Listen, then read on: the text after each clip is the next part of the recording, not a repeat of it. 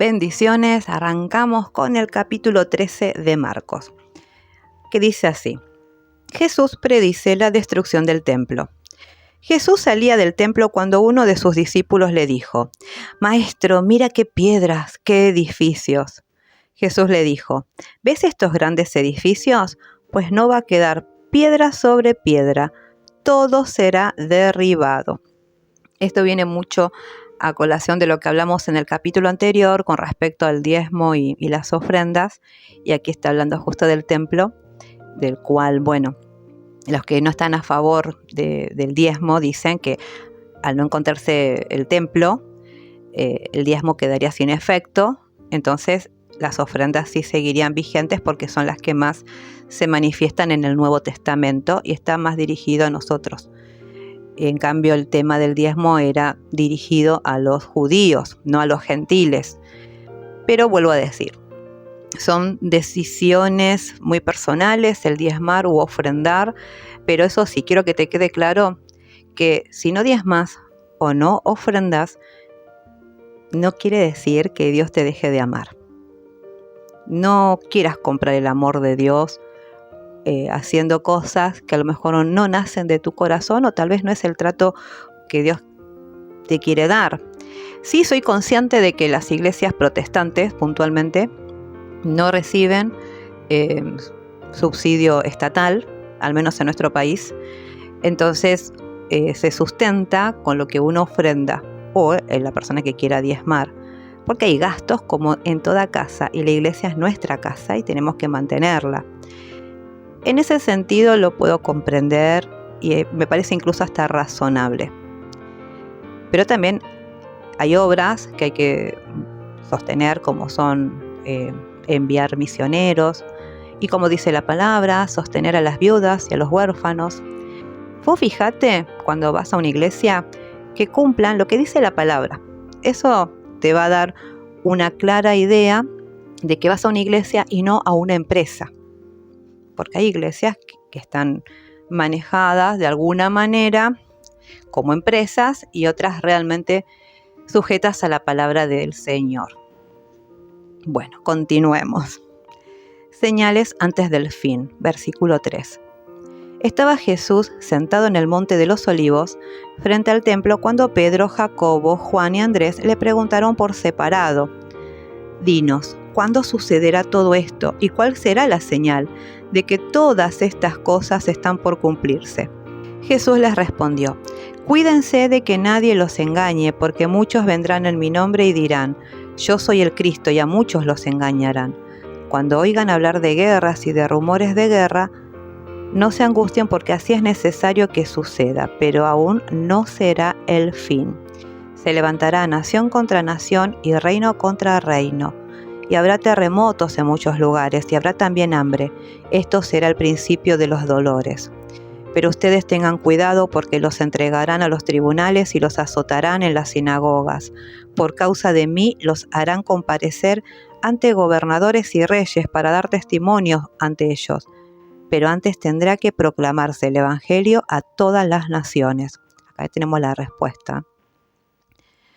Cuando los arresten y los hagan comparecer, no se preocupen por lo que deben decir, sino solo digan lo que en ese momento les sea dado decir, porque no serán ustedes los que hablen, sino el Espíritu Santo, tal como pasó con Moisés cuando se presentó delante del faraón. Versículo 12. El hermano entregará la muerte al hermano y el padre al hijo, y los hijos se rebelarán contra los padres y los matarán. Por causa de mi nombre, todo el mundo los odiará a ustedes, pero el que resista hasta el fin se salvará.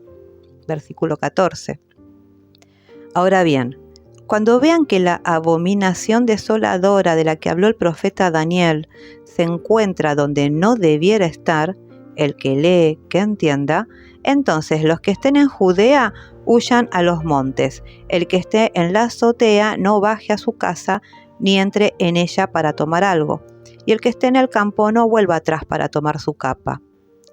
Ay de las que en esos días estén embarazadas o amamantando.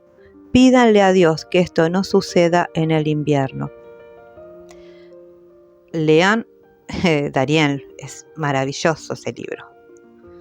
Cuando leí hace un tiempo atrás Apocalipsis, era Apocalipsis, Daniel, Isaías, y estaba así, constantemente, para poder entender. Versículo 19. Porque esos días serán de gran aflicción, como no los hubo desde el principio de la creación que Dios hizo, ni los habrá jamás.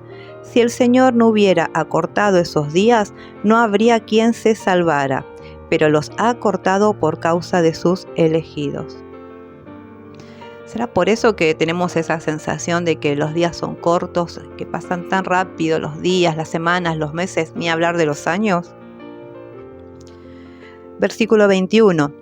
Así que si alguien les dice, miren, aquí está el Cristo, o miren, allí está, no le crean, porque surgirán falsos cristos y falsos profetas, y harán señales y prodigios para engañar, de ser posible, incluso a los elegidos.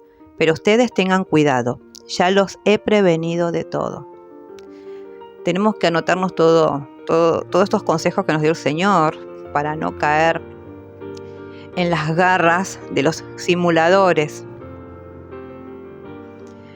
La venida del Hijo del Hombre, versículo 24.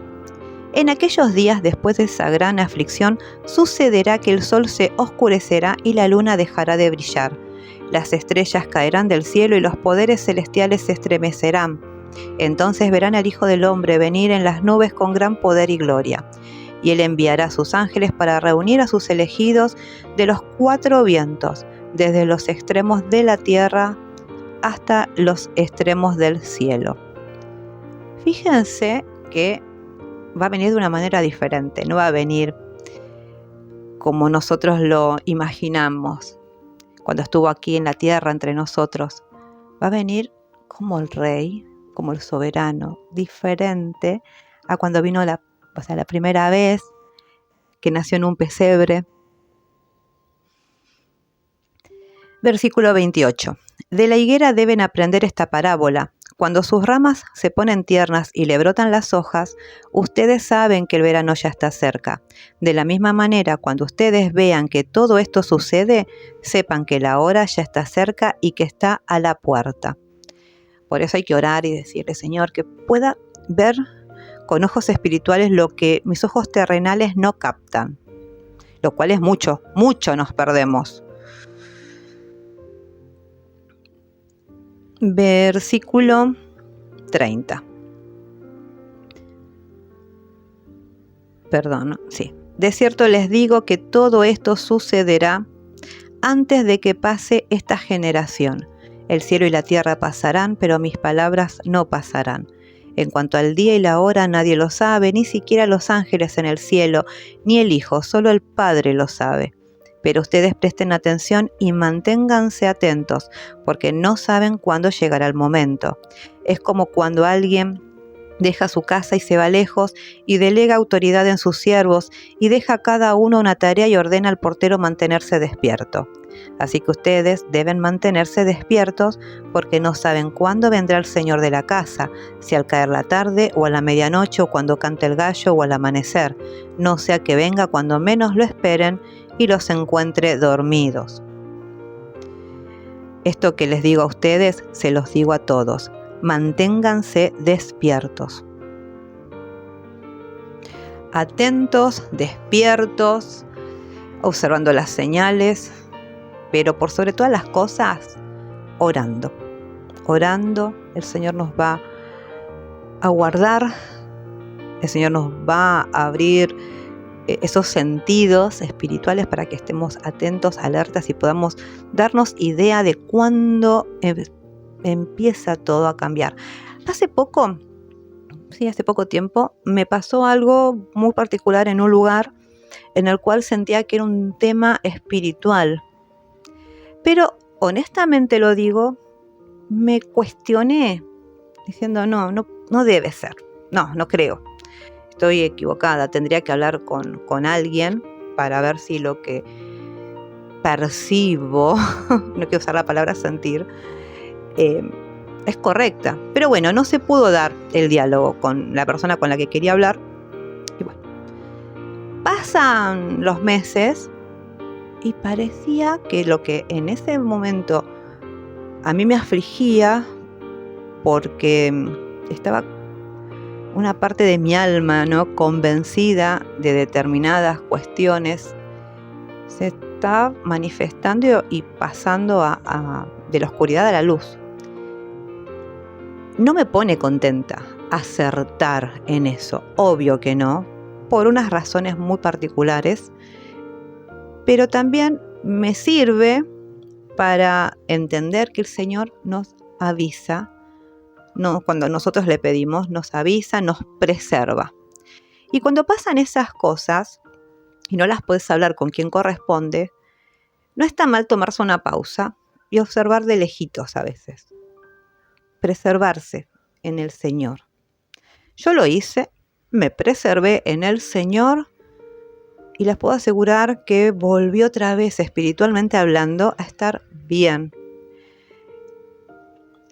Hay veces que hay personas que no quieren dar las respuestas a preguntas que uno pueda llegar a hacer porque no las tiene, porque no quiere, porque es incómodo. Entonces esas respuestas las vamos a encontrar en el Señor. Y son más válidas que las de cualquier ser humano, porque nosotros los humanos tendemos a manipular y a mentir. Buscar respuestas en Dios cuando no las encuentres fuera de Él. Y vas a notar que el Señor, además de no mentir, te va a cuidar. A veces cuesta obedecerlo porque te duele, porque tenés inseguridad. ¿Estaré haciendo lo correcto?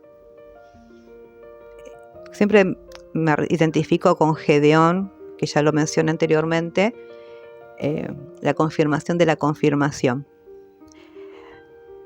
Me tomé meses para tomar decisiones, pero siempre fueron meditadas, oradas, analizadas. No me muevo de un lugar o de otro, o no hago una cosa u otra basada en mis emociones, porque soy de temperamento fuerte, un carácter bastante potente, que el Señor ha ido moldeando y me ha dado más paz, que me ha ayudado a ser más cauta. De hecho, cuando más enojada estoy, es cuando más me esfuerzo por hablar pausada y tranquila, aunque mis pensamientos se estén bullendo, ¿no? Pero entiendo que uno tiene que buscar esa tranquilidad, porque en el medio del bullicio, del griterío, yo al menos no percibo la voz de Dios. En cambio, en la calma, en la tranquilidad, el Espíritu Santo nos habla y podemos escucharlo de una manera audible y muy clara. Así que hacele caso al Señor cuando te mande alertas. Y si tenés dudas, háblalo con tu autoridad más cercana, o sea, pastor, líder. Y si no encontrás respuestas en ello, seguí escuchando al Señor y presérvate, toma recaudos y observa mucho más todavía. Bendiciones a todos. Nos vemos en el próximo video. Hasta luego. Chau, chau.